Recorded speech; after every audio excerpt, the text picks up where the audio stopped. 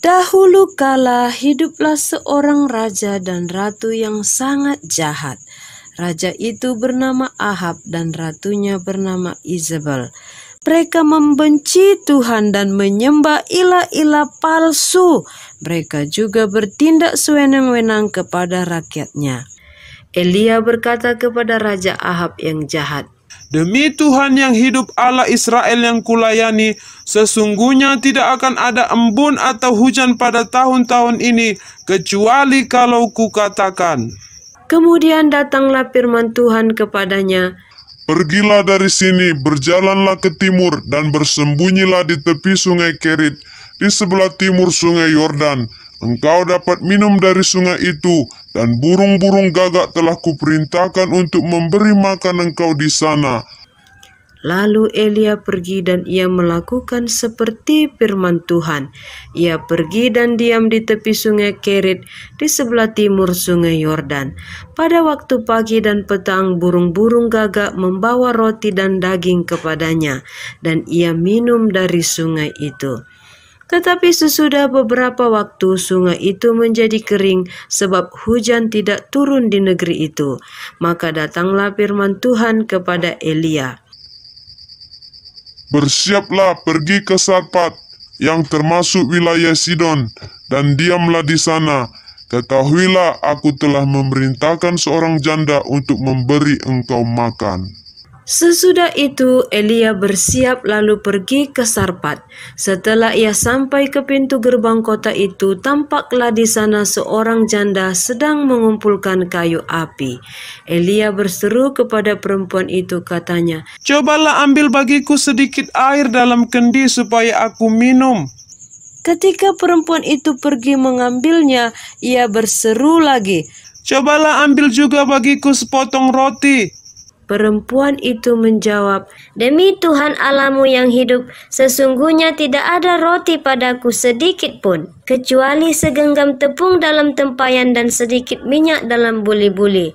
Dan sekarang aku sedang mengumpulkan 2-3 potong kayu api. Kemudian aku mau pulang dan mengolahnya bagiku dan bagi anakku. Dan setelah kami memakannya, maka kami akan mati." Tetapi Elia berkata kepadanya, "Janganlah takut, pulanglah, buatlah seperti yang kau katakan. Tetapi buatlah lebih dahulu bagiku sepotong roti bundar kecil daripadanya, dan bawalah kepadaku, kemudian barulah kau buat bagimu dan bagi anakmu, sebab beginilah firman Tuhan Allah Israel, tepung dalam tempayan itu tidak akan habis, dan minyak dalam buli-buli itu tidak akan berkurang, sampai pada waktu Tuhan memberi hujan ke atas muka bumi." Lalu pergilah perempuan itu dan berbuat seperti yang dikatakan Elia kepadanya. Tuhan mengerjakan mujizat. Perempuan itu dan anaknya mendapat makan selama beberapa waktu lamanya. Tepung dalam tempayan itu tidak habis dan minyak dalam buli-buli itu tidak berkurang, seperti firman Tuhan yang diucapkannya dengan perantaraan Elia. Elia tinggal bersama mereka. Suatu hari hal yang menyedihkan terjadi. Anak janda itu sakit dan meninggal. Kata perempuan itu kepada Elia, "Apakah maksudmu datang kemari, ya abdi Allah? Singgahkah engkau kepadaku untuk mengingatkan kesalahanku dan untuk menyebabkan anakku mati?" Kata Elia kepadanya, "Berikanlah anakmu itu kepadaku."